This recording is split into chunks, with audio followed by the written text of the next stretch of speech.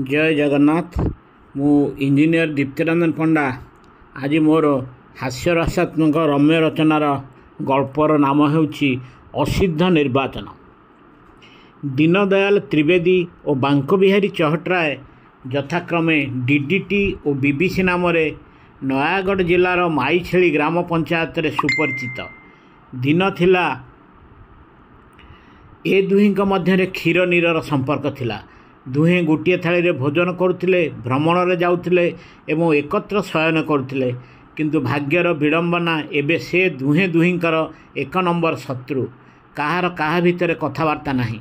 दुहींकर मनमालिन्यर कारण लोकमानक पाखरे अजणा। डीडीटी बाबूंकर दुईटी पिला एवं बीबीसी बाबूंकर तीनोटी। पंचायत निर्वाचनर नोटिस जारी हेबा परे परे माईछेली ग्राम पंचायतर सरपंच प्रार्थी पाई दुहे प्रार्थीपत्र दाखल कले। प्रार्थीपत्र जांच समय बीबीसी मिथ्या सत्यपाठ करी दुईटी पिलार बापा बोली लेखि प्रार्थीपत्र पकाइछंती बोली डीडीटी बाबू निर्वाचन अधिकारी अथवा बीडीओ पाखरे आपत्ति कले। कारण सरकारंकर निर्देश रही 1995 मसीहा पर जो व्यक्तिर दुईटी पिलारू अधिक पिला थिबो से निर्वाचन में लड़िबा पई अयोग्य विवेचित हेबे। डीडीटी बाबू देखिले जदि निर्वाचन अधिकारी बीबीसी प्रार्थीपत्र को यही समय अयोग्य विवेचित करदेवे से बिना पैसा खर्च करी बिना द्वंद्व सरपंच होइजिबे। कारण प्रार्थीपत्र केवल से दुई जन ही पकईथिले। किंतु निर्वाचन अधिकारी बीबीसी बाबू को देइथिबा सत्यपाठ को कायम रखिले एवं डीडीटी बाबू कथा शुणी नथिले। से तांकु बुझेइथिले जदि बीबीसी बाबू मिथ्या सत्यपाठ देइछंती निर्वाचन रे से जितला परे आपण केस कले जदि ताहा प्रमाणित होइजिबो तांकर सरपंच पद रद्द होइजिबा सहित जेल दंड मध्य होई पारे। एहा शुणी डीडीटी बाबू किछि न कहि चुप रहीगले। कारण तांकर विजय संभावना अधिक थिला। निर्वाचन रे दुई जनकर लड़ाई जोरदार होइतिला। किंतु भाग्यर विडंबना जे डीडीटी बाबू जहाँ भावुथिले जीतिजिबे बोली से मात्र 2 खंड भोट रे बीबीसी बाबूंग ठारू पराजय वरण कले। भोट रे प्राय 2 लाख टंका श्राद्ध करिबा पर मध्य से हारी जाइथिले। किंतु सेथिरे से दबी न जाई राज्य मुख्य निर्वाचन अधिकारी ठारू आरंभ करी जिला मुख्य निर्वाचन अधिकारी यथा जिलापाल और ब्लॉक निर्वाचन अधिकारी बीडीओ को बीबीसी तीनोटी पिला होई मध्य किपरि सरपंच हेबे बोली आपत्ति करी पिटिशन दाखल कले। राज्य मुख्य निर्वाचन कमिशनर यही आपत्ति पाइबा क्षणी जिलापाल पाखक ताहा पठाई शीघ्र तदंत करी निष्पत्ति निय बोली निर्देश देथिले।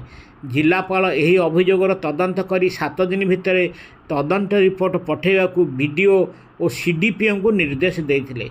बीडीओ और सीडीपीओ विभिन्न प्रकार तदंत करी देखिले प्रकृत में बांको बिहारी चहटराय ओरफ बीबीसी तीनोटी पिलार बापा एवं सेमाने तांकर रिपोर्ट जिलापाल पाखक पठाइदेले।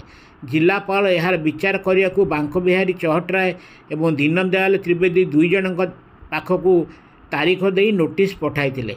बांको बिहारी बाबू तांकर सरपंच पदती रद्द हेबा निश्चिंत जानी मन दुखे घरे बसीथिला बेले तांकर सहधर्मिणी रश्मलई देवी स्वामी को बोध दे कही चलो आमे हाईकोर्ट रे तुरंत केस करी स्टे ऑर्डर आनी आग पदवी को वर्तमान पाई बंचेबा।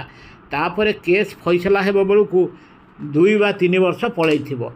आग ए 2 वर्ष भितर नरेगा योजनारू आसुथिबा अर्थरू आमर निर्वाचन खर्च उठे सारिथिबा। तापरे जहा हबो सेतेबेले चिंता करिबा। रश्मलई देवी ठारू एही भली आश्वासना पाई बांको बिहारी बाबू हाईकोर्ट रु स्टे ऑर्डर आनी जिला मुख्य निर्वाचन अधिकारी तथा जिलापाल पाखरे दाखल करी आसन्न विपदरू रक्षा पाई जाइथिले। ए सबु संभवर मूल चतुरी पत्नी रश्मलई देवी जोगु। तांकर ए प्रकार कारबार देखी चतुर दीनदयाल त्रिवेदी ओरफ डीडीटी बाबू मध्य पछघुंचा दे नथिले। से हाईकोर्ट जाई जने टाणुआ वकील को धरी जेते शीघ्र किपरि कोर्ट रे तारीख पड़िबो एवं केस रो शीघ्र फैसला हबो ताहा बंदोबस्त कले। निर्वाचन कमिशनर ऑफिस रु मध्य हाईकोर्ट को अनुरोध पत्र लेखागला जे निर्वाचन केस गुड़िकर यथाशीघ्र समाधान करिया। बहुत शीघ्र हाईकोर्ट रु नोटिस बांको बिहारी बाबू पाखरे पहुँचला। बांको बिहारी बाबू हाईकोर्टर तारीख पाखे आसू नर्भस हो जाइथिले। किंतु तांको चतुरी स्त्री रश्मलई देवी तांको प्रबोधना देइथिले जे एपरि अधैर्य न होई धीरे स्थिरे काम कर। ଯେତେବେଳେ ଜଜ୍ ତୁମକୁ ତୁମର କେତୋଟି ପିଲା ବୋଲି ପଚାରିବେ ତୁମେ ସବୁବେଳେ 2ଟା ବୋଲି କହିବ ଏବଂ ଦରକାର ବେଳେ ମୋତେ ସାକ୍ଷୀ ହିସାବରେ ଡାକିବ। ନିର୍ଦ୍ଧାରିତ ଦିନ ଉପସ୍ଥିତ ହେଲା। ବାଙ୍କି ବିହାରୀ ବାବୁ ପତ୍ନୀ ରଶ୍ମଲେଇ ଦେବୀଙ୍କୁ ଧରି ହାଇକୋର୍ଟରେ ଉପସ୍ଥିତ ହେଲେ। କୋର୍ଟର ଶୁଣାଣି ଏହିପରି ହୋଇଥିଲା। ସମସ୍ତଙ୍କ ଉପସ୍ଥିତିରେ ବିଚାରପତି ବାଙ୍କି ବିହାରୀ ବାବୁଙ୍କୁ କାଠଗଡ଼ା ଭିତରକୁ ଡାକି ପ୍ରଶ୍ନ ପଚାରିଥିଲେ। ବିଚାରପତି: ବାଙ୍କି ବିହାରୀ ବାବୁ, ଆପଣଙ୍କର କେତୋଟି ପିଲା? ବାଙ୍କି ବିହାରୀ ବାବୁ: ଆଜ୍ଞା 2ଟି। ବିଚାରପତି: କିନ୍ତୁ ଜିଲ୍ଲାପାଳ, ବିଡ଼ିଓ ଓ ସିଡ଼ିପିଓଙ୍କ ରିପୋର୍ଟ କହୁଛି ଆପଣଙ୍କର 3ଟି ପିଲା।